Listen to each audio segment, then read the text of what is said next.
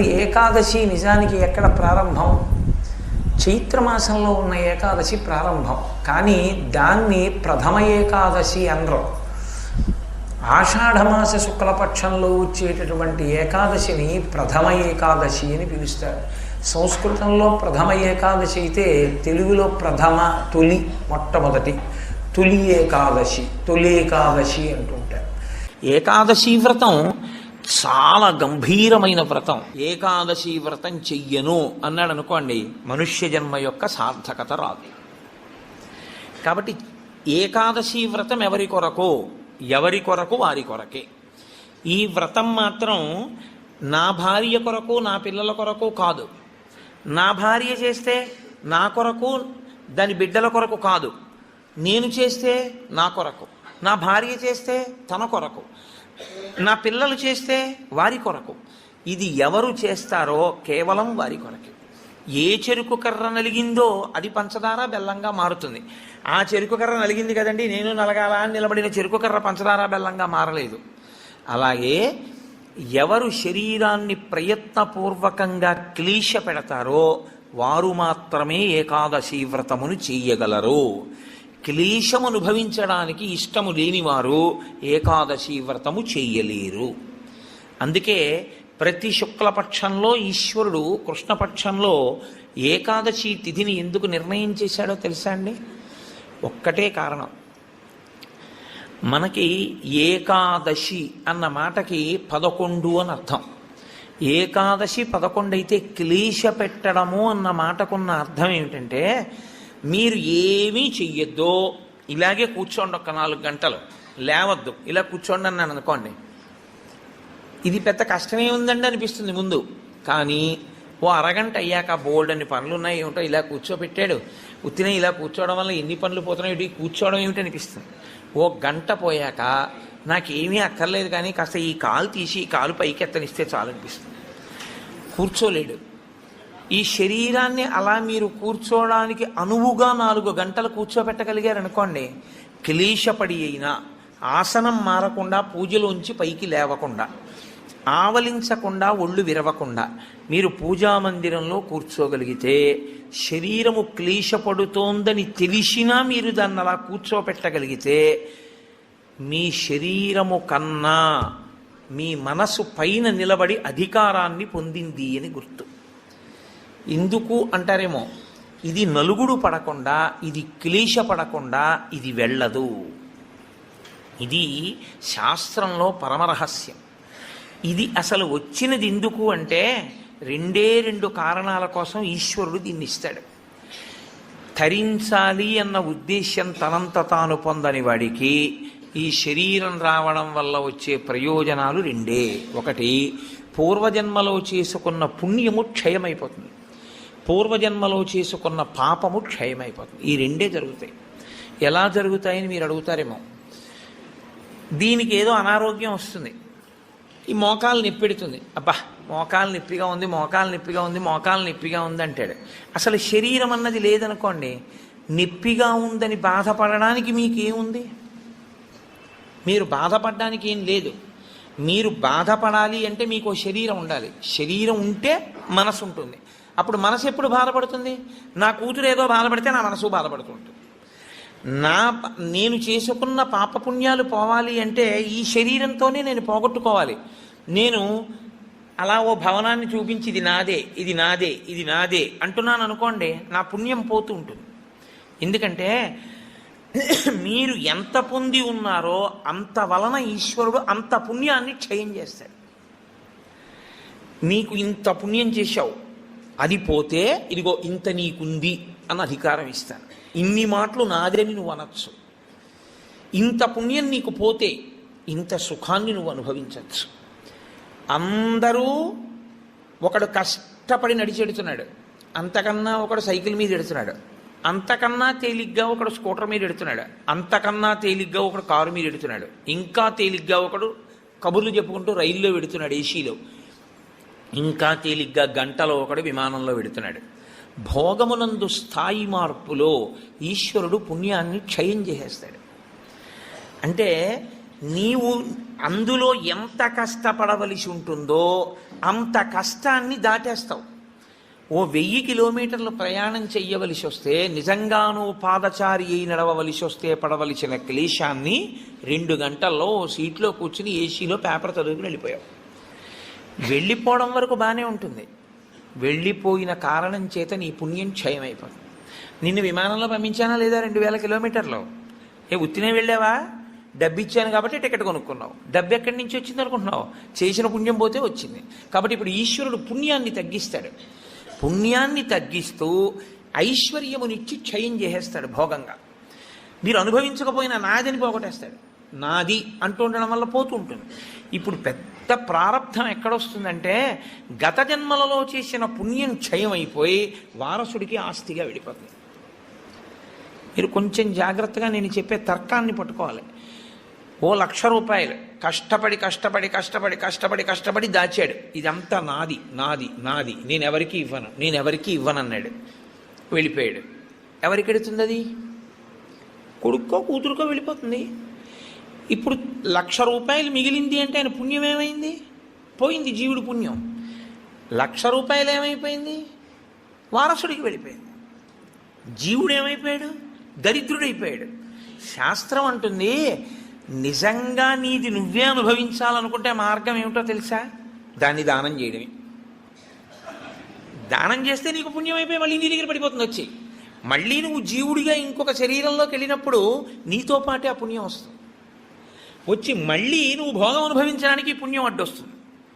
నువ్వు ఇక్కడ విడిచిపెట్టి అక్కడ శరీరాన్ని విడిచిపెట్టేశావు. శరీరం విడిచిపెట్టిన ఉత్తర క్షణంలో ఇంక జీవుడికి సంబంధం లేదు, దానికి సంబంధించింది. వేరే శరీరంలోకి వెళ్ళిపోతాడు. అక్కడ సుఖాన్ని అనుభవించడం, దుఃఖాన్ని అనుభవించడానికి మళ్ళీ నీ పాపపుణ్యములే లెక్క. ఏది? ఏం పెట్టి అనుభవింపజేయాలి? అందుకని బాగా కష్టపడిపోతున్నాడు, పాపం పోతోందని గుర్తు. బాగా సుఖపడిపోతున్నాడు, పుణ్యం పోతోందని గుర్తు. మీరు జాగ్రత్తగా పట్టుకుంటే, బాగా కష్టపడుతున్న వాడెవరో వాడు తన పాపాన్ని పోగొట్టుకుంటున్న అదృష్టవంతుడు.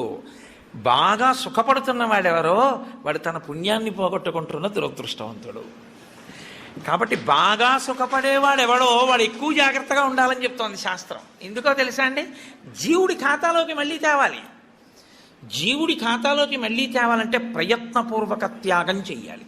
త్యాగే నైకే అమృతత్వ మానసు. అది చెయ్యవు, జీవుడు దరిద్రుడవుతాడు.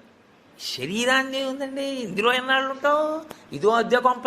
భగవాన్ రమణులు చెప్పినట్టు ఇవాళో రేపో ఖాళీ చేసేయాలి.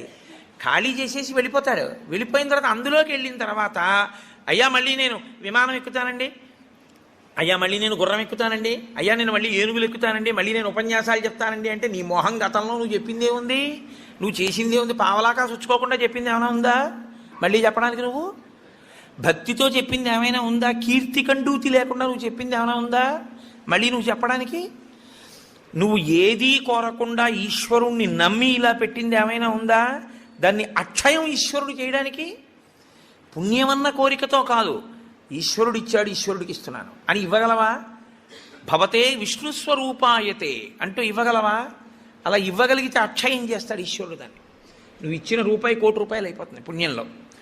అది చమత్కారం. అది అసలు జీవన విధానమునందుండేటటువంటి పెద్ద రహస్యం. అందుకే ధర్మశాస్త్రం ఎంత దాచాలి, ఎంత ఖర్చు పెట్టాలి, ఎంత దానం చెయ్యాలి కూడా చెప్పేసింది. తనకి కావలసినంత ఖర్చు పెట్టుకోనివాడు తనని తాను ఖేద పెట్టుకున్నవాడు. తనకి కావలసిన దానికన్నా ఎక్కువ ఖర్చు పెట్టినవాడు తన భవిష్యత్ తరాలకి ద్రోహం చేసినవాడు.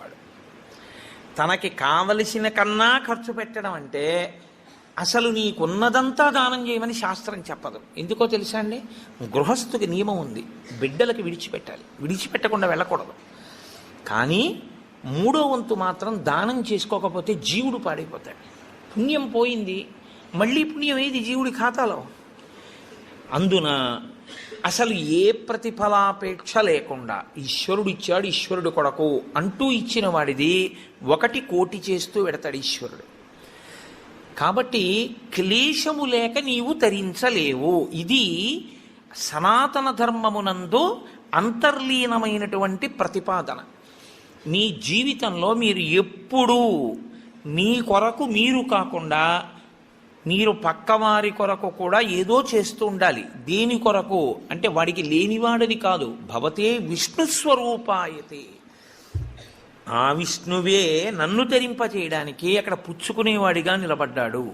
ఆయన అలా నిలబడకపోతే నా పుణ్యం ఎలా వృద్ధి పొందుతుంది? నా జీవుడికి ఖాతాలో ఎలా పడుతుంది ఐశ్వర్యం? కాబట్టి విష్ణువే వచ్చి లేనివాడిగా నించుని నా దగ్గర పుచ్చుకుంటున్నాడు.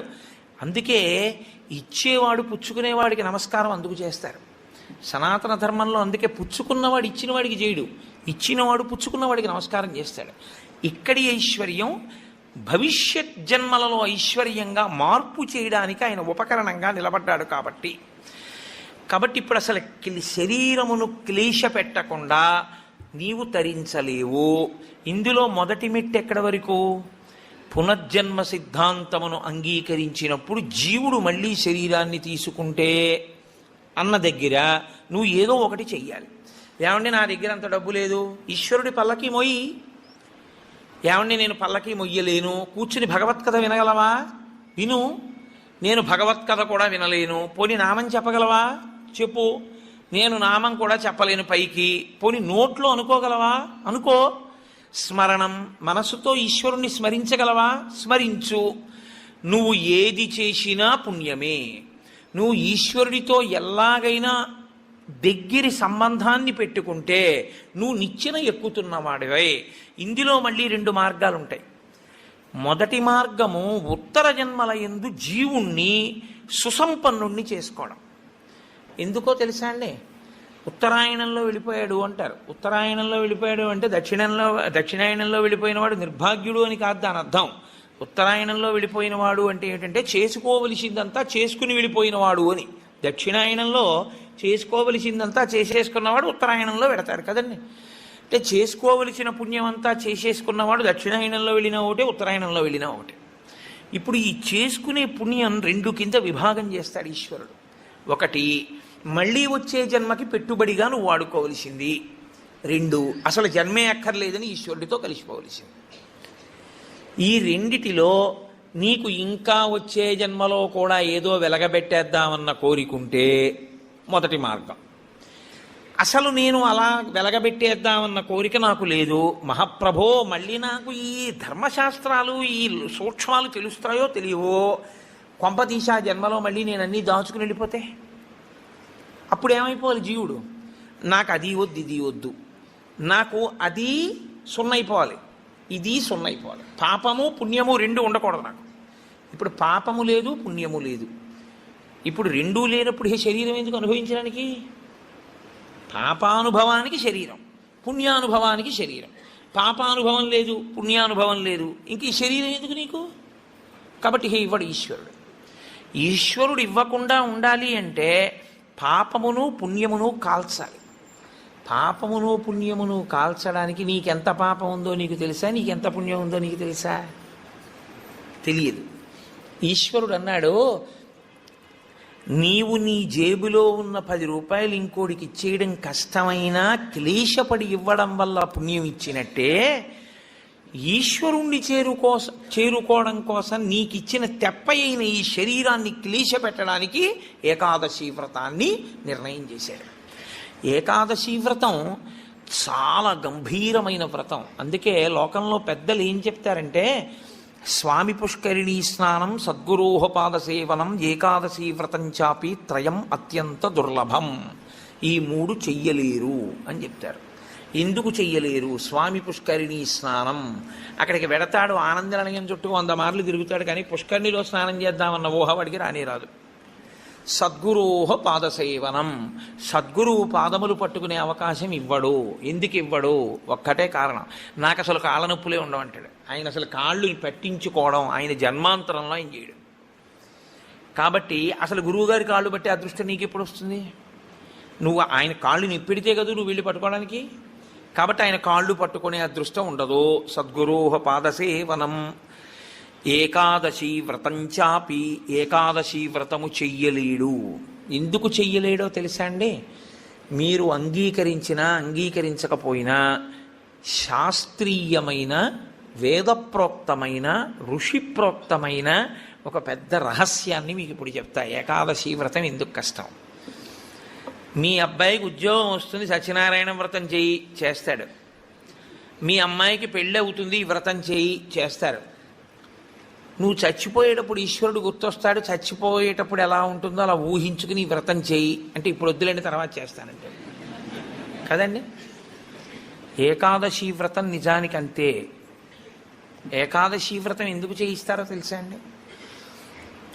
ఉపవాసం, అన్నం తినకూడదు. అన్నం తినకపోవడం కాదు, అన్నాన్ని పచనం చెయ్యడానికి కావలసిన సంభారములను స్పృశించి పచన ప్రయత్నమునందు నిమగ్నము కాకూడదు. అంటే ఏకాదశి నాడు ఉపవాసం ఉండి ద్వాదశి నాడు కాకరకాయ పులుసు పెట్టి వండుకుందామా, వేపుడు చేసుకుందామా అని ఆలోచించకూడదు. ద్వాదశి పారణ కోసం ఏకాదశి నాడు కాయగూరలు తరుక్కోకూడదు. ద్వాదశి నాటికి పనికొస్తుందని ఇవాళ పప్పు నానపోయకూడదు. అంటే అసలు మీ శరీరమును పోషించుకోవడానికి కావలసిన ఏ పనిని ఏకాదశి నాడు చేయకూడదు. మరి ఇంక ఏకాదశి నాడు ఏం చేయాలి? అసలు చాలా నిష్కర్షగా మాట్లాడితే నిర్జలోపవాసం, ముక్కోటి ఏకాదశి. నీటిని త్రాగకూడదు, ఉమ్ము మింగకూడదు. ఈ నిర్జలోపవాసం ఎందుకు చేయిస్తారో తెలుసా అండి? పిచ్చాడా, మనుష్యులలో 199 మంది తెలిసే వెళ్ళిపోతారు. అకస్మాత్తుగా అనాయాసంగా వెళ్ళడం మహాదృష్టవంతులకి తప్ప జరగదు. తినలేడు, తాగలేడు, బయటికి వెళ్ళలేడు. తింటే తప్ప తాగితే తప్ప నిద్ర పట్టడం అలవాటుగా చేసుకుని ఉన్నవాడు కడుపు నిండా తింటే కనుబడిపోతుంది. అందుకని రాత్రి అయ్యేటప్పటికీ బాగా తినేసి పడుకోవడం, నిద్రైపోవడం, మళ్ళీ లేవడం, మళ్ళీ తింటూ ఉండడం, ఇది అలవాటు అయిపోయింది చాలా కాలంగా. ఇప్పుడు కాదు, కోట్ల జన్మలుగా జీవుడు అలవాటు చేసుకున్నాడు దీన్ని. ఇప్పుడు తినకుండా తాగకుండా ఈశ్వరుణ్ణి నామం కూడా చెప్పు, ఇంతకన్నా క్లేశం ఇంకోటి ఏముంటుందండి? తినద్దంటే క్లేశం, తాగద్దంటే క్లేశం. పోని తినద్దు తాగండవు, తాగద్దు తినండవు. తినద్దు తాగద్దని ఊరుకోడు, భగవన్నామం చెప్పమంటాడు. తినద్దనేటప్పటికే ఏమవుతుందంటే ఏకాదశి నాడు ఉపవాసం చేయండి అన్నాను అనుకోండి, ఇంకో దోశ ఇవాళ తినేద్దామంటే రేపంతా ఉపవాసం అంటే. కాబట్టి తినద్దు అంటే భయం, తాగద్దు అంటే భయం. తినద్దు తాగద్దు అని ఊరుకోరు. భగవన్నామం చెప్పేటప్పుడు మనసును అలా ఈశ్వరుడు యందు నిలబెట్టు అంటారు. ఇప్పుడు ఈ 3 సాధించడం మీ పిల్లల కోసం కాదు, మీ భర్త కోసం కాదు, భార్య కోసం కాదు. ఎవరి కోసం? ఎవరికి వారి కోసం. ప్రతి పక్షంలోనూ ఒకసారి ఈ ఎక్సర్సైజ్ చేస్తే, ఈ వ్యాయామం చేస్తే, రిహార్సల్ అని ఒకటి ఉంటుంది. అంటే చూడండి, ఒక నృత్య ప్రదర్శన చేసేవాళ్ళు 10 మాటలు బయట వేసుకుంటారు. ఒకసారి ఇలా వేద్దాం, ఇలా వేద్దాం, దాన్ని తీసుకొచ్చి చిట్ట చివర ఒకసారి రంగస్థలం మీద వేసేస్తారు. అలాగే ప్రతి పక్షంలోనూ ఒకసారి రిహార్సల్ వేస్తాడు, వెళ్ళిపోయేటటువంటి పద్ధతిని ఊహ చేస్తాడు. ఏమీ తినడం, ఏమీ తాగడం, ఈశ్వరుణ్ణే స్మరిస్తూ ఉంటాడు. ఇప్పుడు ఇది క్లేశపడిపోతూ ఉంటుంది, మనసుని మాత్రం ఈశ్వరుని ఎందే పెట్టుంచుతాడు. ఇది బాగా అలవాటైపోయింది. ఆ రోజు వచ్చేసింది, తినకూడదు తాగకూడదు, ఈశ్వరుడి మీద మనసు పెట్టాలి. అభ్యాసం కూసు విద్య కదూ, నిలబెట్టేస్తాడు. నిలబెట్టేస్తే ఏమయ్యాడు? ఆఖరి ఊపిరిలో కూడా ఆయన పేరు చెప్తూ వెళ్ళిపోతాడు. మరి డాక్టర్లు ఉన్నారు కదండి అని మీరు అనొచ్చు, 1,000,000 మంది వైద్యులు కూడి వచ్చినా కానీ మరణమయ్యేది వ్యాధి మాన్పలేరు. చచ్చిపోయే వాళ్ళందరూ డాక్టర్లు లేక చచ్చిపోయారు అనుకోకండి. ఈశ్వరుడు ఆయుర్దాయం ఇవ్వాలనుకుంటే డాక్టర్ రూపంలో అనుగ్రహించగలడంతే, ఈశ్వరుడు ఇచ్చినవాడు. కాబట్టి ఏకాదశి వ్రతానికి ఉన్న ప్రధాన ప్రయోజనమేమి? అది మృత్యువు వచ్చినప్పుడు ఎలా ఉంటుందో తత్సంబంధమైనటువంటి తర్ఫీదు మనసుకు ఇచ్చుట. అందుకే ఏ వ్రతానికి చెప్పండి ఏకాదశి వ్రతం చాపి త్రయం అత్యంత దుర్లభం అని ఎందుకంటారో తెలుసా అండి? అసలు నువ్వు అలా ఊహ చేస్తూ కూర్చుని సిద్ధంగా ఉండడం 1/2 గంట చెయ్యలేవు. ఓ వారం ఓ పక్షంలో చేసి అయ్యి బాబోయ్ అలా మళ్ళీ ఏకాదశి వచ్చేస్తే మళ్ళీ అలా ఊహిస్తూ అలా ఉండాలంటే భయంగా ఉందండి, ముక్కోటి ఏకాదశి చేసేస్తానండి అంటే. కాబట్టి ఈశ్వరుడు అంటాడు, పోన్లే ఏడాదంతా చేయలేవా, బెంగెట్టుకోకు, ఏడాదంతటికి బదులుగా ముక్కోటి ఏకాదశి చేస్తావా? అప్పుడు నేను ఎన్ని ఫలితాలు ఇవ్వాలి నీకు? 23 ఏకాదశుల ఫలితం ఇవ్వాలి. అథవా ఈ ఏకాదశితో కలిపి 24 ఏకాదశుల ఫలితం ఇవ్వాలి. కానీ నేను ఒకటి ఎక్కువ అడుగుతాను, దానికి తగినంత నీకు ఇస్తాను. నేను అడిగిన ఎక్కువ చెయ్యాలి, నువ్వు అడిగిన దానికన్నా కొన్ని కోటి రెట్లు ఇస్తా. 3 కోట్ల ఏకాదశుల ఫలితం ఇస్తా. కానీ మామూలు ఏకాదశుల కన్నా విరుద్ధంగా నువ్వు దీన్ని చెయ్యాలి. ఎందువల్ల విరుద్ధంగా చేయవలసి ఉంటుంది ముక్కోటి ఏకాదశి అంటే, మామూలు ఏకాదశి నాడు మీరు ఉపవాసం చేసేటప్పుడు పండు కాని, కాయ కాని, అథవా కాసిన పాలు కాని తాగితే ఉపద్రవం ఏం రాదు, దానికి దోషం పట్టదు శాస్త్రం. ఎందుకంటే శాస్త్రం ఉపవాసం మీద చర్చ చేస్తుంది. ఉపనిషత్తుల్లో ఆ విషయం ఉంది, వేదంలో ఆ విషయం ఉంది. ఎప్పుడెప్పుడు ఉపవాసం ఎలా చెయ్యాలి అన్నది ఉంది. ఆదివారం నాడు కానీ, పౌర్ణమి నాడు కానీ, అమావాస్య నాడు కానీ రాత్రి ఉపవాసం మాత్రమే చెయ్యాలి. పగటిపూట ఉపవాసం చేయకూడదు. ఆదివారం నాడు రాత్రి ఏమీ తినకూడదు. పౌర్ణమి నాడు రాత్రి ఏమీ తినకూడదు. అమావాస్య నాడు రాత్రి ఏమీ తినకూడదు. ఆ ఉపవాస నియమం అక్కడ వరకే. పగటిపూట మీరు భోజనం చేసినా, పలహారం చేసినా శాస్త్రం అడ్డురాలు. సాధారణంగా శాస్త్రం ఏం చెప్తుందంటే 2 పర్యాయములు తీసుకోమని చెప్తుంది. 2 పర్యాయములు తీసుకోవచ్చు. కానీ ఇక రాత్రి వేళ తినకూడదు. అష్టమి తిథి, చతుర్దశి తిథి, ఈ 2 తిథుల్లో పగటి వేళ తినకూడదు, రాత్రి వేళ తినాలి. పగటి వేళ ఏమీ తినకుండా ఊరుకుని నక్షత్ర దర్శనం అయిన తర్వాత మాత్రం భోజనం చేయొచ్చు. అది ఒక్క అష్టమి చతుర్దశి తిథులకు. కాబట్టి ఈ తిథులలో ఉపవాసాలకి, వారములలో ఆదివారం ఉపవాసాలకి, ఎందుకంటే వారాలు అన్ని యుగాల్లో లేవు, కలియుగంలోనే వారాలు. మీరు రామాయణాన్ని చూస్తే రామాయణంలో వారాలు ఉండవు. కాబట్టి వార నియమం ఎవరికి వచ్చిందంటే ఒక్క కలియుగంలోనే వచ్చింది. కలియుగంలో ఆదివారమే ఉపవాసం ఎందుకు పెట్టారో తెలుసా అండి? ఆరోగ్యం భాస్కరాది చేత్, ఆరోగ్యము సూర్యభగవానుడి యొక్క అనుగ్రహంతో నిలబడుతుంది. సూర్యభగవానుడు అధిదేవతగా కలిగినటువంటి రోజు, ఆయన యొక్క తేజస్సు ఎక్కువగా పరిపుష్టమయ్యే రోజు భానువారము, ఆదివారం. అటువంటి సూర్యభగవానుని యొక్క అనుగ్రహం కలగాలి అంటే ఆదివారం నాడు ఉపవసించాలి. ఉపవసించుట అన్న మాటని మీరు ఎప్పుడు 2 కోణాల్లో అర్థం చేసుకోవాలి. 2 కోణాల్లో అర్థం చేసుకోవడం అంటే, కడుపు ఖాళీ అయిన తరువాత మళ్ళీ వేయకుండుట. శరీరానికి ఆరోగ్యం ఎప్పుడూ డాక్టర్ దగ్గరికి వెళ్లకుండా ఉండడానికి 3 ఉన్నవాడు వెళ్ళడు అని ఆయుర్వేదం చెప్తుంది. ఎవరు వెళ్ళడు అంటే, కడుపులో వేసిన పదార్థమంతా ఖాళీ అయ్యే వరకు మళ్ళీ వెయ్యనివాడు. కడుపులో పదార్థం వేశారనుకోండి, అది పూర్తిగా పచనం అయిపోయి కడుపు ఖాళీ అయింది, అప్పటి వరకు వేడు మళ్ళీ. అలా వెయ్యనివాడెవడో వాడు వైద్య దర్శనం చెయ్యడు. ఎడం పక్కకి తిరిగి ఎడమ చేతిని తల కింద పెట్టుకుని గుండెలు పరుపుకో బొంతకో తగిలేట్టుగా పడుకున్నవాడు వైద్యుణ్ణి చూడడు. 3, ప్రతిరోజు రాత్రి తాంబూల చర్వణం చేస్తూ కొంచెం సేపు నడిచి పడుకునేవాడు వైద్యుణ్ణి చూడడు. ఈ 3 పూర్ణారోగ్యానికి ఆయుర్వేద శాస్త్రం విధించినటువంటి నియమాలు. అందుకని అలాగే పడుకోవాలి. అందుకే మీరు ఎప్పుడైనా మహాత్ములు పడుకోవడం చూస్తే ఎప్పుడు ఎడం పక్కకే పడుకుంటారు. కారణం ఏమిటంటే ఎడం పక్క పడుకోవడం ఆరోగ్యాన్ని ఇచ్చేస్తుంది, వైటల్ ఆర్గాన్స్ అన్నింటినీ సేఫ్ గార్డ్ చేస్తుంది. నేను ఒకసారి డాక్టర్ గారిని అడిగా, అది ఏమిటంటే అలా ఉంది ఆయుర్వేదంలోని. ఇది నిజమేనండి, అలాగే పడుకోవాలన్నారు. అంతేనండి, మేమైనా అలాగే చెప్తాం, ఎడం పక్కకి తిరిగి పడుకుంటే చాలా మంచిది కోటేశ్వరరావు అన్నాడు. కాబట్టి నేను పురాణాల్లో ఉన్న ఎన్నో విషయాలు డాక్టర్ గారిని అడుగుతుంటే వాళ్ళు నిజమేనండి ఇవన్నీ అంటుంటారు.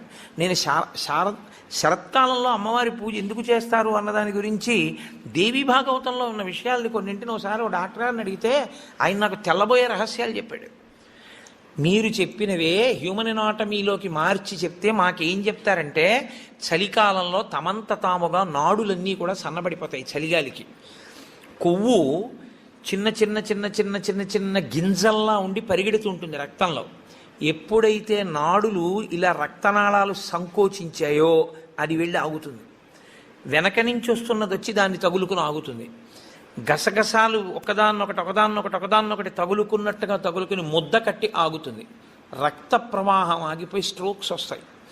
చలికాలంలో స్ట్రోక్స్ వస్తాయి కాబట్టి అలా రాకుండా ఉండడానికి దేవీ నవరాత్రులు చేయిస్తారు. దేవీ నవరాత్రుల్లో మృత్యుదంస్ట్ర బయటికి వస్తుందని చెప్పడానికి కారణం అది అని నేను ఒకసారి దేవీ భాగవతం శ్లోకాలు మా ఇంటికి వచ్చిన డాక్టర్ గారికి చూపిస్తే, యథార్థంగా మాకు వైద్యం చెప్పినప్పుడు దీన్ని ఇంగ్లీష్లో ఇలా చెప్పారండి, దాన్ని ఆ రోజు ఋషులు ఇలా చెప్పారన్నమాట అని ఆయన తెల్లబోయాడు. కాబట్టి మన ఋషులు అద్భుతంగా దాన్ని అన్వయం చేసి తీసుకొచ్చి చూపిస్తారు. కడుపులో పదార్థము పూర్తిగా అయిపోయేంత వరకు మళ్ళీ పదార్థం అందులో వెయ్యకూడదు. మీరు ప్రతిరోజు అలా వేస్తూ పెడుతున్నారనుకోండి, మళ్ళీ అది కడుపు ఖాళీ అవగానే మళ్ళీ వేశారు. మళ్ళీ అందులోంచి రసాయనాలు ఊరాలి, అది మళ్ళీ తిరుగుతూ ఉండాలి. మీ ప్రయత్నం లేకుండా ఎప్పుడూ తిరుగుతూ మీ ప్రయత్నం లేకుండా ఆగిపోయేటటువంటి స్పందనలు శరీరంలో ఈశ్వరాధీనములై కొన్ని ఉంటాయి. వాటిని మీరు అసలు ఆపలేరు. ఊపిరితిత్తి, గుండె ఇలాంటివి మీరు ఆపు అని అడగను లేరు. నువ్వు విశ్రాంతి తీసుకోన్నా ఆగను. ప్రయత్నపూర్వకంగా మిగిలిన వాటి ఆరోగ్యం కోసం ఒక దాన్ని ఆపమని చెప్పింది శాస్త్రం. దేన్ని ఆపాలి అంటే కడుపులో ఉన్న కండరముల యొక్క కదలికకి విశ్రాంతినిమ్మని చెప్పింది. కడుపులో ఉన్న కండరములకు విశ్రాంతిని ఎవరిస్తారో అటువంటి వారి ఆరోగ్యము బాగుంటుంది అని. కడుపులో ఉన్న కండరముల కదలిక ఎప్పుడు ఆగుతుందంటే దాని లోపల పదార్థమును వేయడం ఆపితే ఆగుతుంది. అందుకని ఏం చేస్తారంటే ఉపవాసము అన్న పేరుతో లోపల పదార్థం వెయ్యరు. వేయకపోతే ఏమవుతుందంటే కండరములు కదలం. కండరములు కదలకపోతే కంటికి కడుపుకి దగ్గర సంబంధం. కడుపు నిండకపోతే, కడుపు ఖాళీగా ఉంటే కనురెప్ప పడదు. కనురెప్ప పడకపోతే మీరు ఈశ్వరుడి యందు దృష్టి నిలబెట్టి ఈశ్వరుడి యొక్క ఆరాధన చెయ్యగలరు. కాబట్టి ఉపవాసం అన్న దాంట్లో అన్నం తినకుండా ఉండడం అనేటటువంటిది ప్రధానమైన నియమము. దీనికి మినహాయింపిచ్చి ఎట్టి పరిస్థితుల్లో చెయ్యకూడని వాళ్ళని ఇద్దరిని చెప్పింది శాస్త్రం. 8 ఏళ్లకు ముందున్నవాడు 80 ఏళ్ళు దాటినవాడు ఉపవాసం చేయరాదు జీవితంలో. ఈ ఇద్దరికీ నిషేధం. 8 ఏళ్ళు కింద ఉన్న వయస్సు, 80 ఏళ్ళు పూర్తయిన వాళ్ళు ఉపవాసం చేస్తే పాపం, వాళ్ళు చేయకూడదు. ఎందుకని అంటే వాళ్ళ శరీరం అంగీకరించింది, అందులోకి పదార్థాన్ని వేయకపోతే ఒప్పుకోదు. 3వ మినహాయింపు ఒకరికి ఇచ్చింది. కడుపులోకి పదార్థం వెయ్యకపోవడమే విషంగా మారిపోయి శరీరాన్ని పడగొట్టగలిగిన వ్యాధి ఏదైనా సంక్రమించి ఉంటే, అంటే ఒక షుగర్ పేషెంట్ అనుకోండి, ఆయన అలా ఉండిపోయాడు అనుకోండి, ఫాస్టింగ్లో పడిపోతుంది, కోమాలోకి వెళ్ళిపోతాడు. అప్పుడు ఆయన పదార్థాన్ని శరీరం నిలబెట్టుకోవడానికి కావలసినంత పదార్థాన్ని లోపలికి పంపినా ఆయన ఉపవాసం చేసినవాడే. మీరు ఎప్పుడూ ఒకటి గుర్తుపెట్టుకోవాలి, శాస్త్రం ఎప్పుడు మాట్లాడినా చాలా ఉదారంగా మాట్లాడుతుంది. శాస్త్రము కఠినంగా అసలు ఎప్పుడు ప్రవర్తించదు. అలా చెయ్యలేరు మీరు, నిజంగా చాలా కష్టం. కాబట్టి 8 సంవత్సరముల లోపు వాళ్ళు, 80 సంవత్సరములు దాటిన వారు ఉపవాసమును చేయరాదు. ఉపవాసమును చేయరాదు అంటే పదార్థమును విసర్జించి ఉండరాదు. కాబట్టి ఉపవాసము అన్న మాటలో మీ కడుపు కండరములు కదలకుండా విశ్రాంతి ఇచ్చుట అన్నది ప్రధాన ప్రక్రియ. ఇది మీరు చూడండి, ఇవాళ రేపు పెద్ద పెద్ద ప్లాంట్స్కి కూడా షట్ డౌన్ అంటారు, కావాలని ఆప్ చేస్తారు. వాటి లాంగివిటీ పెరుగుతుంది, జీవితకాలం పెరుగుతుందని. అదే అన్వయం ఋషులు శరీరానికి చేశారు. ఇది కూడా ఒక యంత్రాంగం, ఇది ఒక తెప్ప. ఇది ఉంటే నువ్వు పుణ్యం చేస్తావు, ఇది ఉంటే నువ్వు ఇంకొక ధర్మకార్యం చేస్తావు. అసలు ఇదే లేకపోతే ఇంకేం చేస్తావు? ఇక జీవుడు చేసుకోవడానికి ఏం లేదు, ఇది ఉపకరణం. కాబట్టి దీన్ని చాలా జాగ్రత్తగా నిలబెట్టుకోవాలి. నిలబెట్టుకోవాలంటే దీని ఆయుర్దాయం పెంచాలంటే 2 రకాలుగానే పెంచాలి. ఒకటి, ఆవేశపడి ఊపిరి తీయకుండా ఉండాలి, ఎందుకంటే ఊపిరిలలో ఆయుర్దాయం ఉంటుంది కాబట్టి. 2, అదే పనిగా దొరికింది కదా అని తింటూ ఉండకూడదు, కాబట్టి ఉపవాసం చేయాలి. ఈ 2 ఎవడు చేస్తాడో వాడు దీర్ఘాయుష్మంతుడు అవుతాడు. ఎవడు దీర్ఘాయుష్మంతుడు అవుతాడో వాడు పాపం చేయడానికి దీర్ఘాయుష్మంతుడు కాకూడదు. దేనికి దీర్ఘాయుష్మంతుడు కావాలి అంటే తన జీవుణ్ణి చక్కబెట్టుకోవడానికి దీర్ఘాయుష్మంతుడు కావాలి. అలా చేసేటటువంటి ప్రక్రియలో వచ్చిన అద్భుతమైనటువంటి తిథి ముక్కోటి ఏకాదశి. ఈ ముక్కోటి ఏకాదశి నాడు సర్వేషాం భోజనద్వయం అన్నారు. అది చాలా విచిత్రమైనటువంటి మాట. అసలు ముక్కోటి ఏకాదశి నాడు నువ్వు చెయ్యవలసినది ఏదో తెలుసా? సర్వేషాం భోజనద్వయం. ఈ శ్లోకం చాలా చమత్కారమైనటువంటి శ్లోకము. అందరూ కూడా భోజనద్వయం, 2 మాటలు భోజనం చేయండి. అదేమిటండి, సర్వేషాం భోజనద్వయం అయితే ఉపవాసం ఎక్కడుంది అందులో? మరి ఇప్పటిదాకా మమ్మల్ని పట్టుకు పీకు తినేశావు, శరీరం చెరుక్కర్రన్నావు, దీన్ని నలిపేయాలన్నావు, దీన్ని క్లేశపెట్టాలన్నావు, ఏకాదశి నాడు పెట్టకండి అన్నావు, ఉపవాసం చెయ్యండి అన్నావు, అలా 23 చేయకపోతే ముక్కోటి ఏకాదశి అయినా చెయ్యన్నావు. ఇన్ని చెప్పిన వాడివి మళ్ళీ ఇప్పుడేమంటున్నావు? ఏకాదశ్యాంతు కర్తవ్యం సర్వేషాం భోజనద్వయం. కర్తవ్యం, తప్పకుండా చెయ్యవలసిన పని. ఏకాదశ్యాంతు, ఏకాదశి నాడు ఏమి? సర్వేషాం, అందరికీ. భోజనద్వయం, 2 మాటలు భోజనం చేయండి. మరి అదేమిటి ఇప్పటిదాకా నేను చెప్పిన ఉపన్యాసం అంతా పోలా ఈ శ్లోకంలో? అది ఎందుకు శ్లోకాన్ని అలా చేస్తారో తెలుసా అండి? పెద్దలు, ఋషులు, మహాత్ములు చాలా అద్భుతమైన ప్రక్రియ చూపిస్తారు.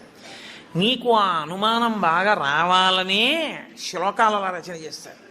అప్పుడు నువ్వు సంతోషం ఏమిటంటే, నీకు కష్టపడకుండా నీకు కన్సెషన్ ఇచ్చేసినట్లు కనపడితే దాన్ని కన్ఫర్మ్ చేసేసుకోవడానికి తాపత్రయపడిపోతుంది.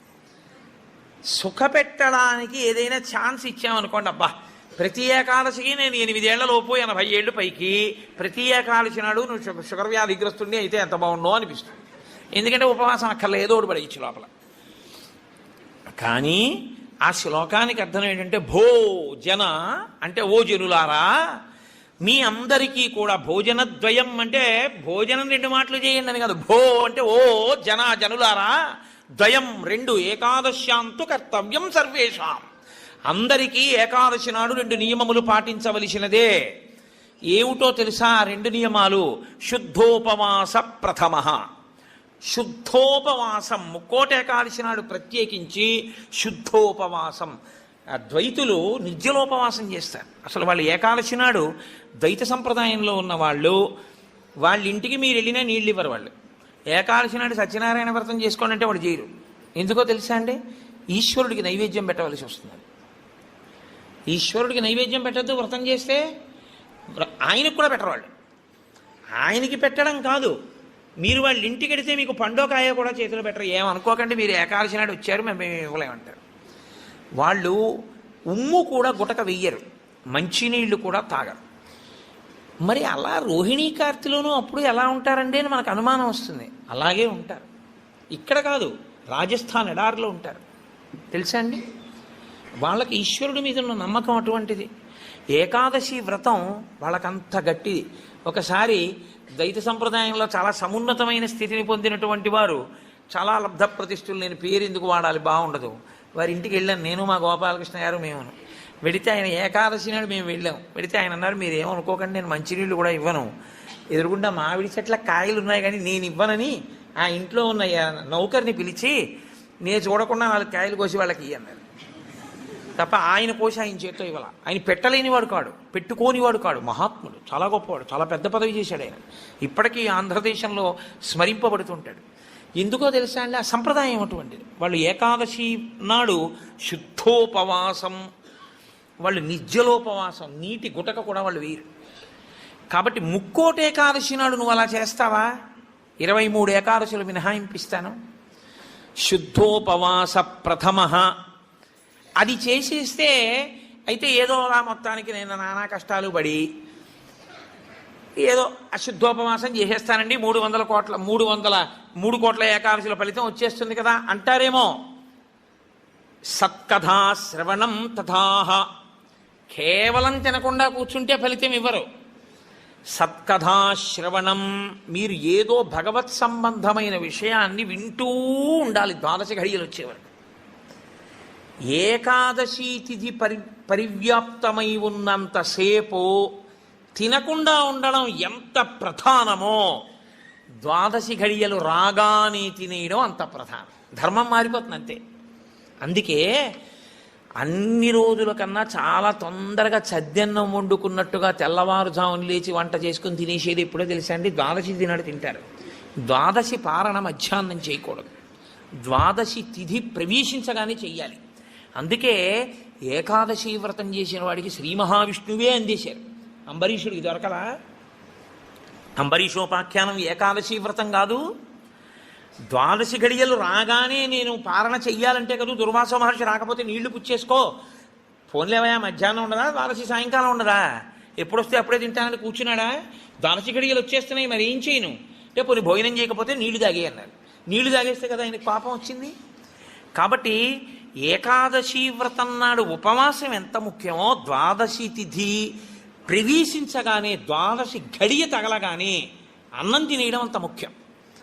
అన్నం తినేయడం అంత ముఖ్యం అంటే చొక్కా వేసుకుని డైనింగ్ టేబుల్ మీద తినేస్తే ఏకాదశి వ్రతాన్ని కొక్కెత్తుకుపోతుంది.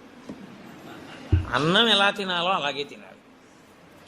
పైన చొక్కా బనీను లేకుండా శ్రద్ధాళువు అయి తినాలి. నువ్వు ఏకాదశి ఉపవాసం చేసి ద్వాదశి నాడు ఇంకోళ్ళ ఇంట్లో హస్తోదకం పుచ్చుకున్నావు అనుకో, నీ ఏకాదశి వ్రతం పనికిరాదు. అది ఏ నిత్యము చెరించేటటువంటి వారు అటువంటి వారికి పనికొస్తుంది, లేదా ఏదో మహత్తరమైన ప్రయోజనం కోసం తప్పక బయట ఉండవలసి వస్తే వేరు తప్ప, అసలు ఉపవాసం చేసిన వాడు తనింట తాను తినాలి. ఎందుకో తెలుసా అండి? మరి మీ ఇంట్లో ఈశ్వరుడికి తులసిదళం వేశావా? మీ ఇంట్లో ఈశ్వరుడికి మహానైవేద్యం పెట్టావా? ఆయన ఉపవాసం లేడక్కడ. ఆయనకి ఏది నైవేద్యం ఏది? నేను మా ఇంటికి తాళం వేసేసి ఇక్కడికి వచ్చి నేను ఇక్కడ ఉపవాసం ఏమిటి? నేను ఇక్కడ ఉపవాసం చేశాను, బాగుంది. ద్వాదశి నాడు మహానైవేద్యం ఎవరికి పెట్టను? నా సింహాసనంలో స్వామి ఉన్నారా? నా సింహాసనంలో స్వామికి అర్చన ఉండాలా? ఆయనకి నేను హస్తయోహ అర్ఘ్యం సమర్పయామి, పాదయోహ పాద్యం సమర్పయామి అని మహానైవేద్యం పెట్టానని నేను తినాలి. నేను ఎవరికి పెట్టను? నా భార్య ఏం పచనం చేసింది? ఎక్కడ వండింది? అందుకే పెద్ద పెద్ద నైమిత్తిక తిథులలో అసలు ఇల్లు విడిచిపెట్టి వెళ్ళకూడదు.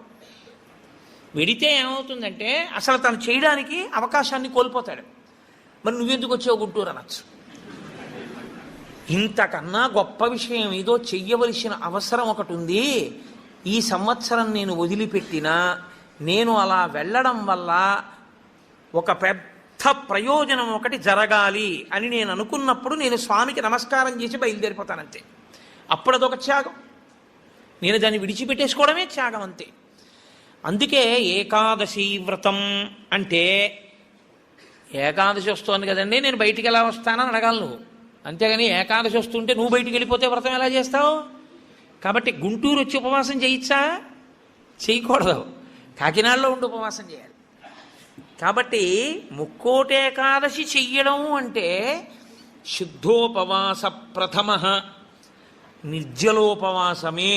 అంతకన్నా మరి నేను మినహాయింపులు ఇచ్చి చెప్పడం నా వల్ల కాదు.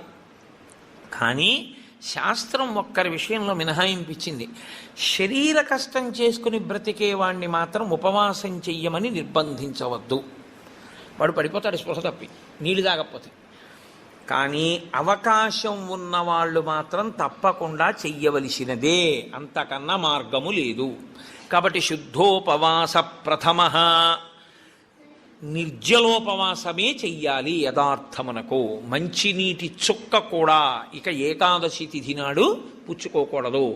ద్వాదశి వచ్చింది ఇక నువ్వు ఉపవాసం ఉండకూడదు. ద్వాదశి తిథి యందు ఉండగా, తిథి యందు పరివ్యాప్తమై ఉండగా నువ్వు ఉపవసించి ఉండకూడదు. మళ్ళీ వ్యతిరేక ఫలితం వస్తుంది. ద్వాదశి తిథి ప్రవేశించేసింది ఇక నువ్వు పాలన చేసేయాలంతే. ఎలా పాలన చేయాలో తెలుసా అండి? ద్వాదశి తిథి ప్రవేశించేటప్పటికి నువ్వు పరిశేచనం చేసేయాలంతే. ద్వాదశి ఉదయం 6:30కు వచ్చిందనుకోండి, మీరు 6:30 లోపల మీ భార్య గారు మీరు సంధ్యావందనం అనుష్ఠానం పూర్తి చేసే లోపల ఆవిడ మహానైవేద్యం సిద్ధం చేసి తీసుకొచ్చి ఇచ్చేయాలి. మీరు నైవేద్యం పెట్టేసి ఆ రోజు 6:30కి భోజనం చేసేయాలి. నాకు సహించదండి అనకూడదు, చేసేయడమే. ఏకాదశి వ్రతమునందు ద్వాదశి కలిసిపోయి ఉంటుంది. నేను చెప్పింది అబద్ధం అయితే అంబరీషోపాఖ్యానం అబద్ధమే, అంబరీషోపాఖ్యానం అబద్ధం అయితే వ్యాసుడే అబద్ధం. కాబట్టి నేను చెప్పింది నిజం. ఏకాదశి వ్రతం అంటే అంతే, అలాగే చేస్తారు. ఇలా కానీ చెయ్యగలిగితే ముక్కోటి ఏకాదశి నాడు నీకు నేను 3 కోట్ల ఏకాదశులు చేసిన ఫలితాన్ని నీ ఖాతాలో వేసేస్తాను. ఎందుకో తెలుసా? 1 శరీరమును క్లేశపెట్టావు, 2 మనసును ఏకాగ్రతతో నిలబెట్టావు. కాబట్టి ఏం చేయాలంటే మార్చి మార్చి మార్చి మార్చి మార్చి మార్చి భగవత్కథ యందు కూర్చోవాలి. మరి ఇక దేనికి లేవాలి? శరీర శోధన చేయడానికి, మూత్ర విసర్జన చేయడానికి లోపలికి వెళ్ళిన నీళ్లు లేవు, మల విసర్జన చేయడానికి లోపల వేసిన పదార్థం లేదు, ఇంకెందుకు లేవడం? కాబట్టి లేవక్కర్లేదు. కాబట్టి ఏకాదశి రాగానే కూర్చుంటే ద్వాదశి వచ్చాక లేదు. అయితే అప్పుడు అందులో ఏముంది? జాగరణ కూడా ఉందా? ఉందా లేదా? ఏకాదశి నాడు ఉపవాసం అంటే అన్నం తినకుండా పక్కన కూర్చోవడం అని మీకు ఎవరు చెప్పారు? జాగరణ కూడా ఉంది. అందుకే ముక్కోటి ఏకాదశి నియమాలు అన్వయమయ్యేది మళ్ళీ 3 తిథులకు అన్వయం అవుతాయి. 1 మహాశివరాత్రి, 2 గోకులాష్టమి, 3 శ్రీరామనవమి. ముక్కోటి ఏకాదశి నాడు ఏ నియమాలు పాటిస్తారో అవే నియమాలు ఆ 3 తిథుల్లో పాటించాలి. ఈ 3 తిథులలో కూడా మీరు రాత్రి నిద్రపోకూడదు, పగలు ఏమీ తినకూడదు. అందుకే చూడండి, మహాశివరాత్రి నాడు నేను పరిచయం చేయడానికి మీకు ఆ తిథి బాగుంటుంది. మహాశివరాత్రి అంటే జాగరణతో కూడిన ఉపవాసమే. అంతేగాని నిద్రపోయి ఉపవాసం చేసేస్తానంటే అప్పుడు ముందు రోజు ఏ ఇంజక్షనో చేయించేసి పడుకోవచ్చు. 12 గంటల తర్వాత తెలివచ్చే ఇంజక్షన్ ఒకటి. అలా కుదరదు. మీరు నిద్ర కూడా విసర్జించాలి. ఎందుకో తెలుసా అండి, నిద్ర విసర్జించడంలో చాలా పెద్ద క్లేశం ఉంటుంది. 1 తినలేదు, 2 తాగలేదు, ఒక స్థితికి వచ్చేటప్పటికీ నిస్త్రాణ కొంచెం వస్తుంది. వచ్చి ఫోన్లే అలా పడుకుంటే బాగుండు, కాస్త ఉత్తరీయం వేసుకుని అనిపిస్తుంది. అలా పడుకోకూడదు. అందున దీక్షితుడు అందుకే ఎప్పుడు పడితే అప్పుడు ఎక్కడ పడితే అక్కడ నిద్రపోకూడదు. అలాగా మీరు పగలు రాత్రి కూడా ఏకాదశి తిథి ఉన్నంతసేపు, అంటే ఏకాదశి ఎప్పుడు మొదలైందో అప్పుడు ఒక రాత్రికి కూడా పరివ్యాప్తం అవుతుంది. ఆ రాత్రి ఆ పగలు మీరు జాగరణ యందు ఉపవాసమునందు ఉండాలి. అంటే మారుస్తూ ఉండాలి. ఒకటే చేస్తున్నారనుకోండి, మనసు ఏమవుతుందంటే దాన్ని విడిచిపెట్టి ఇంకో చోటుకి వెడుతుంది. అందుకే ఏకాదశి చేసేటప్పుడు ఏం చేస్తారంటే సంఘంగా చేస్తారు. సాధారణంగా ఏకాదశి తిథిని ఒక్కడే చేయడం కొంచెం కష్టం. ఒక సంఘంగా అనుకుని ఏం చేస్తారంటే, ఏదో ఏకాదశి ప్రవేశించేటప్పటికి సంధ్యావందనం చేసుకుని ఇంట్లో కులదేవతార్చన చేసుకుని అందరూ కలిసి దేవాలయానికి చేరుకుంటారు. అందరూ కలిసి ఈశ్వరునికి సత్యనారాయణ వ్రతం చేస్తారు. అందరూ కలిసి విష్ణు సహస్రనామ స్తోత్ర పారాయణం చేస్తారు. అందరూ కలిసి త్యాగరాజస్వామి సంగీత విభావరి వింటారు. అందరూ కలిసి భజన చేస్తారు. అందరూ ఎవరో లేచి నాట్యం చేస్తారు. మిగిలిన వాళ్ళు చూస్తుంటారు. మారుస్తారు. మార్చి మార్చి మార్చి మార్చి భగవత్ శబ్దమునందే లీనమైపోతారు. ఏది చేస్తున్నా ఈశ్వర నామం పడుతుంటుంది. ద్వాదశి నాడు అన్నం తింటుంటే ఏది విన్నా గోవింద గోవింద అని అవే వినపడుతుంటాయి. ఇంకా ఏదో వెంకటాచలంలో 10 రోజులు ఉండి వచ్చిన వాడికి ఎక్కడ చూసినా గోవింద అని వినపడినట్టు ఇంకా అస్తమానం గోవింద అని వినపడుతుంటుంది. అంతగా నువ్వు ముక్కోటి ఏకాదశిని చెయ్యగలిగితే, అలా చేసినప్పుడు నీకు 3 కోట్ల ఏకాదశుల ఫలితాన్ని నీ ఖాతాలో వేస్తాను. నాకు ఇప్పుడు చెప్పండి, నిజంగా ముక్కోటి ఏకాదశి చేసేవాళ్ళు ఎంతమంది? ఎవరికి వెయ్యాలా ఫలితం? 24 ఏకాదశుల్లో ఒక్క ఏకాదశి అలా చేయగలవా అంటే దాని అర్థం ఏమిటో తెలుసా అండి? ఒక ఏకాదశి నిజంగా అలా చెయ్యాలని మీరు అనుకుంటే కనీసం ఇంకో ఏకాదశి మీరు అలా రిహార్సల్ వేయాలి. మీరు ఇంకో ఏకాదశికి రిహార్సల్ వేస్తే అది వస్తోంది ఇబ్బంది, కాబట్టి ఆ రోజుని ఇది రాకుండా చూసుకుందామని మీరు జాగ్రత్త పడతారు. ఓ పని చేస్తున్నారనుకోండి, ముందే ఇలా చేస్తే బాగుంటుంది, ఇలా చేస్తే బాగుంటుందని ప్రణాళిక రచిస్తారే, ప్రణాళికా రచనకు పక్కన ఇంకొక ఏకాదశి జరగాలి. అందుకే ముక్కోటి ఏకాదశి ఒక ఏకాదశి ఎవడు చేయడు, పక్కన ఇంకో ఏకాదశి చేస్తాడు. అంటే ఏదో ఏకాదశి చేశారనుకోండి, ఓహో ఏకాదశి చేస్తే ఇదిగో ఇలా ఇలా ఇబ్బందులు ఉంటాయి. నేను మీకు ఒక ఉదాహరణ చెప్తాను. ఏకాదశి రేపు వ్రతం చేద్దాం అనుకుని ముందు రోజు మీరు పుల్లని పదార్థాలు, తీయటి పదార్థాలు బాగా తినేశారనుకోండి, మీరు ఇంక దాహాన్ని ఆపలేరు. దాహము తనంత తాను పొటమరించకుండా ఉండాలి అంటే మీరు శారీరకమైన ఆంతరమైన జాగ్రత్తలు కొన్ని తీసుకోవాలి. ఒకటి, వేడిగా ఉన్న చోటుకి వెళ్ళి మీరు కూర్చోకూడదు, శరీరం పడిపోతుంది, డిహైడ్రేట్ అయిపోదు. కాబట్టి అందుకే పరమేశ్వరుడు కూడా అనుకూలమైనటువంటి కాలంలో ఇచ్చాడు, పుష్యమాసంలో ఇచ్చాడు. నీటిని శరీరం ఎక్కువ డిమాండ్ చేయదు ఈ టైంలో. ఇది ఆయన పట్టుకెళ్ళి రోహిణీ కార్తీలో పెట్టాడు అనుకోండి, అసలు ఉండడు ఆవిడ చేసేవాడు కదండి. అందుకని పట్టుకొచ్చి హేమంత ఋతువులో పెట్టాడు, తనంత తాను పైనుంచి చల్లగా ఉంటుంది. కాబట్టి ఏకాదశి చెయ్యడం అంటే దాని అర్థం ఏమిటో తెలుసా అండి? దానికి 3 రోజులు ముందు నుంచి మీరు పదార్థముల మీద అదుపులోకి వచ్చేయాలి. ఇక ఒక్కసారి అది తింటే మళ్ళీ ప్రయత్నపూర్వకంగా మీరు మంచినీళ్లు తాగాలనుకుంటే తప్ప దాహం వేయకుండా శరీరం నిలబడగలిగినటువంటి రీతిలో ఆహారం ఏది ఉంటుందో అటువంటి ఆహారాన్ని ఎంచి అంత సాత్విక ఆహారంతో నిలబెట్టాలి. ముందు నిలబెడితే ముక్కోటి ఏకాదశి నాడు నీళ్ళు అడగకుండా ఉంటుంది. శక్తి లోపల నిలబడుతుంది. అంతకు ముందు కొన్ని రోజుల పాటు మీలోని శక్తిని క్షయం చేసేయకుండా మీరు ఉండాలి. మీ తేజోక్షయం చేయకూడదు. అంతకన్నా ఇంకో మాట నేను చెప్పను. అలా మీరు నిలబడగలిగితే ముక్కోటి ఏకాదశికి మీరు సిద్ధపడగలుగుతారు. అకస్మాత్తుగా ముక్కోటి ఏకాదశి ఓటీ చేసేస్తానంటే కుదరదు. కాబట్టి అసలు ముక్కోటి ఏకాదశి అన్నదాని యందు ఎంత సత్యమైన వాక్కులున్నాయో, శరీరమును క్లేశపెట్టడం అనేటటువంటిది శాస్త్రమునందు ప్రతి 11 రోజుల్లో ఒక రోజు తప్పదు. ఏకాదశి అంటే ఆ 11 ఈశ్వరుని యందు నిలబడాలి. 5 జ్ఞానేంద్రియాలు, 5 కర్మేంద్రియాలు, మనస్సు 11 నిలబెట్టాలి. దానికి ఉపవాసం చెయ్యాలి. అథవా ముక్కోటి ఏకాదశి నాడు చెయ్యగలిగినటువంటి ఈ పరిస్థితులన్నింటినీ మీరు సమన్వయం చేసుకున్నా, శరీరాన్ని నిలబెట్టినా, మీ మనసుని తీసుకెళ్లి ఈశ్వరుడి దగ్గర పెట్టడం మాత్రం అంత తేలికైన విషయం కాదు. కాబట్టి నేను మిమ్మల్ని అందరినీ నిరుత్సాహపరుస్తున్నాను అని మీరు అనుకోవద్దు. మీరు ఎప్పుడూ ఒక్క విషయం గుర్తుపెట్టుకోండి. మీరు ఏం చేశారు అన్నదాన్ని బట్టి 100% సిలబస్ బట్టి మార్కులు ఈశ్వరుడు వేయడు. మీ ప్రయత్నాన్ని చూసి హర్షించి వేసేస్తాడు ఆయన. అసలు మీరు సంకల్పం ఒకటి చేశారనుకోండి, వచ్చే సంవత్సరం ముక్కోటి ఏకాదశి మనం ఎలా చేసుకుందాం అని ఓ 10 మంది పెద్దలు కూర్చుని, వచ్చే ఏడాది మన దేవాలయంలో ముక్కోటి ఏకాదశి చేద్దాం, వచ్చే ఏడాది ముక్కోటి ఏకాదశి చేయడానికి నిజంగా అలా శరీరంలో పదార్థం వెయ్యకపోయినా నిలబడగలిగిన శరీరాలు ఇన్నున్నాయి. ఇందులో ఎంతమంది ఆ దారుఢ్యం ఉన్నవాళ్ళు ఉన్నారు? వాళ్ళని సప్తమి తిథి నుంచే మనం ఎలా సిద్ధం చేద్దాం. వాళ్ళని సిద్ధం చేసి ముక్కోటి ఏకాదశి నాడు ఎంతసేపు ఉండగలిగితే అంతసేపు ఉంటాడు. ఇక తప్పలేదు, 4 నీళ్లు గుటకలు వేయవలసి ఉంటుంది. నన్ను నమ్మండి, మీ ఉపవాసం పాడవాలి. అది పుచ్చుకోకపోతే ఈ శరీరం పడిపోతుంది. ఇప్పుడు ధర్మం ఏమైపోతుందో తెలుసా అండి?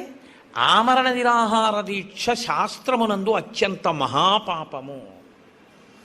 మీ శరీరం పడిపోయే వరకు మీరు మీ ఏమీ తినను, ఏమీ తాగదు అని భీష్మిస్తే ఆ వ్రతఫలం ఇవ్వరు, పిశాచత్వం ఇస్తారు. అన్నం తినకుండా, నీళ్లు పుచ్చుకోకుండా ఎవడైనా శరీరాన్ని పడగొడితే వాడి జీవుణ్ణి పిశాచంలోకి ప్రవేశపెడతారు. అందుకని ఇప్పుడు మీ ప్రయత్నం మీరు చేశారు, ఇక శరీరం పడిపోతుంది, తప్పదు, నీళ్లు పుచ్చుకోవాలి. ఇప్పుడు మీరు ఎంత నీరు తాగితే శరీరం నిలబడుతుందో అన్ని నీళ్లు తాగారు, అది ఉపవాసంలో అంతర్భాగం అయిపోతుంది. ఇప్పుడు ఒక్క అరటిపండు లోపల వేయకపోతే శరీరం నిలబడదు. ఓ అరటిపండు లోపల పడేశారు, మీకు ఉపవాసమునకు భంగము రాదు. కాబట్టి గురుముఖత చాలా జాగ్రత్తగా శాస్త్రము చెప్పిన నియమములను బాగా విని, అసలు దాని మీద తర్ఫీదు ఏడాది మొదలుపెట్టారనుకోండి, మీరు చాలా తక్కువ మందితో మేము ఇలా చేస్తాం అన్న సంకల్పం 1. 2, అన్నిటికన్నా ప్రధానంగా దృష్టిలో పెట్టుకుని చేయవలసింది ఏమిటో తెలుసా అండి? నీరు పుచ్చుకోకుండా ఆహారము పుచ్చుకోనప్పుడు మనసు ఆ స్థితికి వెడుతున్నప్పుడు ఎంత ఖేదపడుతుందో ఇప్పుడు అర్థమవుతోంది. ఇప్పుడు మనసు నిలబెట్టడం అనేది ఎంత కష్టమో తర్ఫీదు చేస్తానంటూ నిలబెడుతున్నాడు అనుకోండి, వాడు ఆఖరికి ఈశ్వరుని యందు కలిసిపోతాడు. ఆ ఒక్క ప్రయత్నంతో వాడికి మనసు లొంగిపోతుంది. అంతే, లొంగిపోయి ఈశ్వరనామమును ఎంత ఖేదంలోనైనా చెప్పడం వాడికి అలవాటు అవుతుంది. దీనికి ముక్కోటి ఏకాదశి వచ్చింది. అయితే ముక్కోటి ఏకాదశి నాడు జరిగేటటువంటి క్రతువులలో ఒక భాగంగా ఉత్తరద్వార దర్శనము అని ఒకటి ఉంటుంది.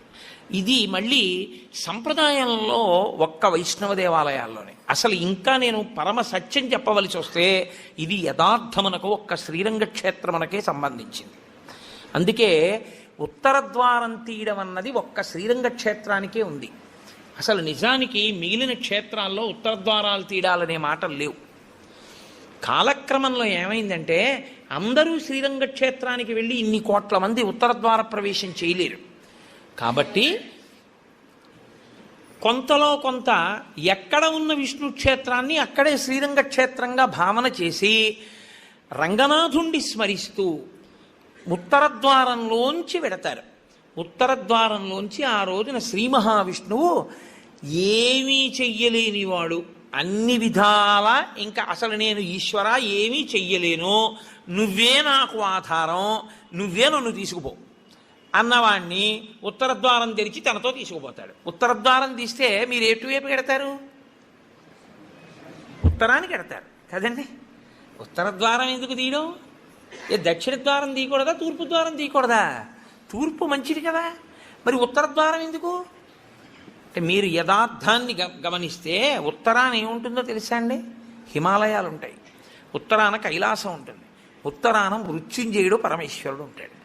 ఉత్తర దిక్కుకి ప్రయాణం చెయ్యడం అంటే దక్షిణ దిక్కుకి ప్రయాణం ఆగిపోవడం. దక్షిణ దిక్కుకి ఏది ఎడుతుందంటే శ్మశానం ఉంటుంది దక్షిణ దిక్కున. ఎన్ని కోట్ల జన్మలెత్తినా ఆఖరికి శరీరం వెళ్ళిపోయేది అక్కడికి. ఎవడు ఈశ్వరుడితో పాటు ఉత్తినే ఉత్తరద్వారంలోంచి వెళ్ళడం కాదు, అసలు నిజంగా ఉత్తరద్వారంలోంచి వెళ్ళడం అంటే ఏమిటో తెలుసా అండి? ఈశ్వరుడి పల్లకి వెళ్ళి పల్లకి వెంట వీళ్ళు వెళ్ళాలి. అసలు శాస్త్రం అది. ఈశ్వరుడికి ఆ రోజున అర్చన చేసి పల్లకి పట్టుకుని పల్లకీని తీసుకెడతారు ఉత్తరద్వారంలోంచి, ఆయనతో వెళ్ళాలి. నువ్వు తినే ఉత్తరద్వారంలోంచి వెళితే నీకేం వస్తుంది? ఆయన వెళ్ళిన ఉత్తరద్వారంలోంచి వెళ్ళాలనుకోవాలి. అథవా అసలు నిజంగా వెళ్ళవలసింది ఏమిటంటే ఈశ్వరుడితో వెళ్ళాలి. కనీసంలో కనీసం నీ బాధ్యత ఏమిటి? ఉత్తరద్వారంలోంచి నువ్వు వెళ్ళాలనుకుంటే ఈశ్వరుడితో వెళ్ళేటప్పుడు ఎలా వెళ్ళాలో నువ్వు అలా వెళ్ళాలి. ఈశ్వరుడితో వెళ్ళేటప్పుడు వెళ్ళేవాడు ఎలా వెళ్ళాలి? వైదికంగా వెళ్ళాలి. పైన చొక్కా బనీను ఏమీ లేకుండా ఉత్తరీయాన్ని మాత్రమే కప్పుకొని పంచ గోచీ పోసి కట్టుకోకుండా వెళ్ళకూడదు. గోచీ పోసి కుర్చీళ్ళు పెట్టుకుని వెనక్కి దోపుకోకుండా వెడితే మహాపాపం. వేదం పటలపన్నం చెప్తోంది. కాబట్టి కుర్చీళ్ళు పెట్టి గోచీ పోసి వెనక దోపి అన్నీ విప్పి ఉత్తరీయం వేసుకుని ఎవరి సంప్రదాయానుసారం వారు తిలకధారణ చెయ్యాలి. నీకు ద్వాదశనామములైతే ద్వాదశనామములు, నాకు విభూతి ధారణ ఎలా చెప్తే అలా నేను విభూతి ధారణ నేను చేసి శ్రీరంగనాథుడితో కలిసి ఆయన పల్లకీతో నేను ఉత్తరద్వారంలోంచి మౌనంగా కానీ భగవన్నామం చెప్తూ కానీ ఆయన వెంట వెడితే నా ప్రాణోత్క్రమణం అయినప్పుడు కూడా ఆయన నన్ను అలాగే తీసుకెడతాడు. ఉదారుడై నన్ను నమ్మి, శాస్త్రం నమ్మి నాతో ఓ రోజు వచ్చాడు కాబట్టి ఇప్పుడు అలాగే తీసుకెడతానని ఉత్తరద్వారంలోంచి తీసుకెడతాడు. ఇది ఇక ఏమీ చెయ్యలేను, నాకేమీ చేత కాదన్నవాడైనా కనీసం చెయ్యాలి. ఏమీ చేత కాని వాడన్నా చెయ్యాలి. ఈశ్వరాన్ని నాకు ఏం చేతనైనని నేను అన్నీ చేసేస్తానని ఇది మాత్రం మానేస్తాను అన్నవాడన్నా చెయ్యాలి. అందుకే శివాలయంలో ఎందుకు ఉండదో తెలుసా అండి? ఉత్తరద్వారంలోంచి వెళ్ళేది అక్కడికే కాబట్టి ఇంకా మళ్ళీ శివాలయంలో ఉత్తరద్వారం ఎందుకు? అంత శివకేశవ అభేదంగా ఉంటుంది ముక్కోటి ఏకాదశి యథార్థమునకు. కాబట్టి ముక్కోటి ఏకాదశి తిథి, ఏకాదశి తిథి అంత గొప్పవై ఉంటాయి. అందుకని ఉత్తరద్వార ప్రవేశం చేస్తారు. అటువంటి ముక్కోటి ఏకాదశి తిథి నాడు మీరు భగవత్ సంబంధంగా ఏది చేసినా కూడా దేశకాలాదులను అనుసరించి కోట్ల రెట్లలో ఈశ్వరుడు దాని ఫలితాన్ని ఏర్పాటు చేసేస్తాడు.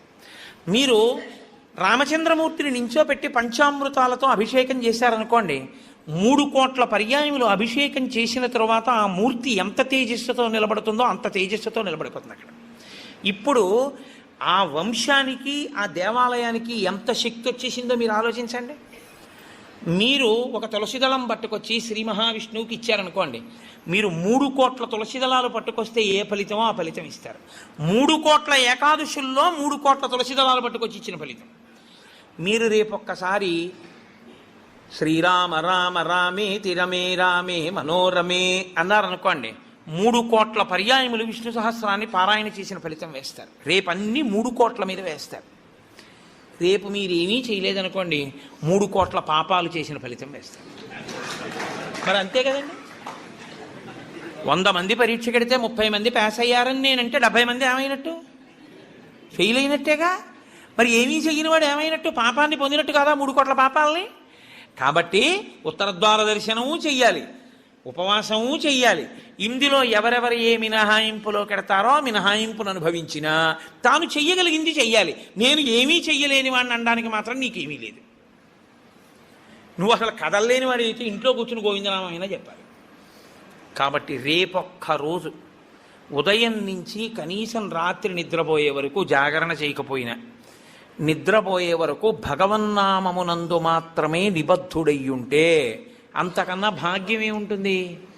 హరిప్రసాద్ గారి ద్వారా ఏ రామాయణాన్ని ఇక్కడ చెప్పించాడో రామచంద్రమూర్తి, ఆ రామచంద్రమూర్తే ఇక్కడ ఒక గొప్ప కార్యాన్ని రేపు చేయిస్తున్నాడు. రేపు శ్రీరామాయణం జరిగిన 42 రోజులు ఏ మూర్తులు, ఏ స్వామి, నేను మూర్తులు అనడం కూడా నాకు ఇష్టం ఉండదు, ఏ స్వామి ఆ వేదిక మీద కూర్చుని చెప్పించారో ఆ స్వామి రేపు ఇక్కడి నుంచి బయలుదేరి, నాకు ఆ అడ్రస్ కరెక్ట్గా తెలియదు, హరిప్రసాద్ గారు